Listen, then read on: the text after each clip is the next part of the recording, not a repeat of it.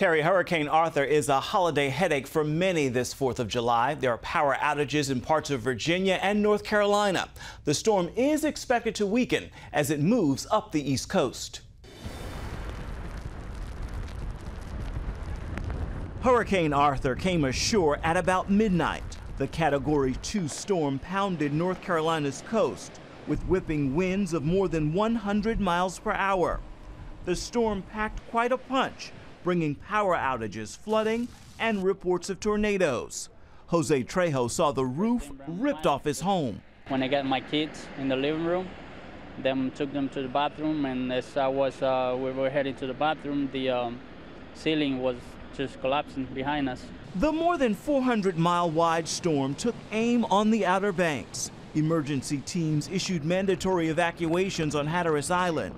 But even in other parts of North Carolina's Outer Banks, many 4th of July vacationers opted to pack it up and head out ahead of the storm's arrival. We're packing up to head to safer grounds and hope that they call us back. And that's delivering a severe blow to tourism. Before the storm hit, Outer Banks officials expected 250,000 people to travel to the area for the holiday weekend.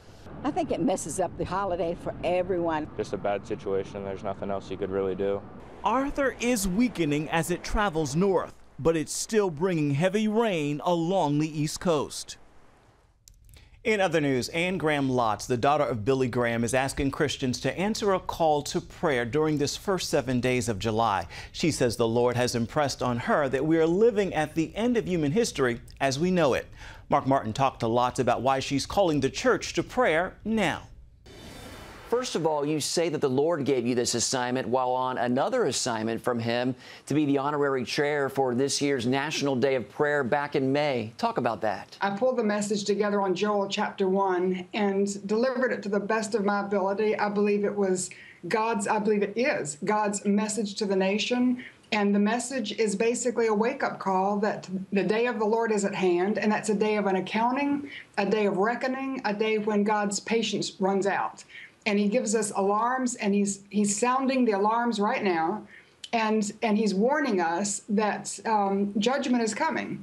And so the end of Joel 1 tells us what to do. It tells us to cry out to the Lord. And I ended the message that way, and I read a prayer that asked me to read a prayer that I'd written for the National Day of Prayer.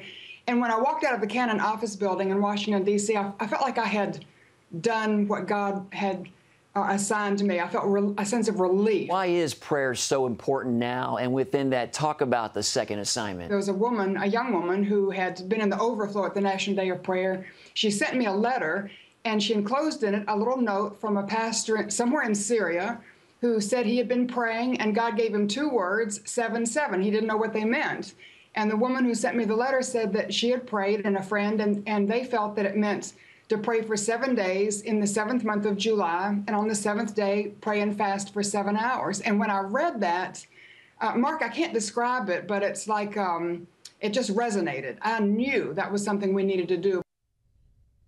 You can see the entire interview with Graham Lotz on the call for prayer by going to cbnnews.com. Zamperini, the U.S. Olympian and World War II hero who turned to Christ and forgave his enemies, has died at the age of 97. Zamperini was a distance runner for the U.S. in 1936.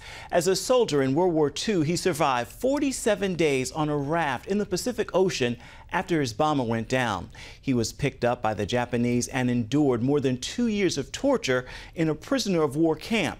In 1949, Zamperini became a Christian at a Billy Graham crusade. In 2003, he shared his story with CBN and recalled what happened as Graham preached. I started having a flashback to the life raft and prison camp. All those thousands and thousands of prayers, God, spare my life through the war, and I'll seek you and serve you. And I kept thinking, I came back from the war alive, and I never even thought about those prayers. Never even tried to keep one prayer. Zamperini later became an inspirational speaker preaching the power of forgiveness. His story inspired a best-selling book titled Unbroken. It's being made into a movie directed by Angelina Jolie, due out in December. Now you can see the full CBN interview with Zamperini by going to cbnnews.com. Missouri Governor Jay Nixon has signed legislation that protects the religious expression of students in public schools. Under the law, students cannot face discrimination for expressing their religious viewpoints in homework, artwork, and other class assignments. The measure also allows students to pray at school and wear clothing and jewelry that displays religious messages.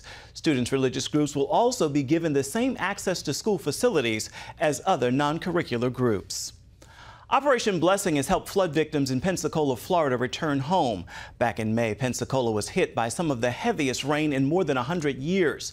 Floodwaters damaged the interior of Marjorie's home and destroyed many of her family's belongings. Operation Blessing helped to remove water-damaged drywall, provided and installed new cabinets and appliances, and even bought new furniture for her twins' bedroom. Now you can find out more about Operation Blessing by going to its website, ob.org.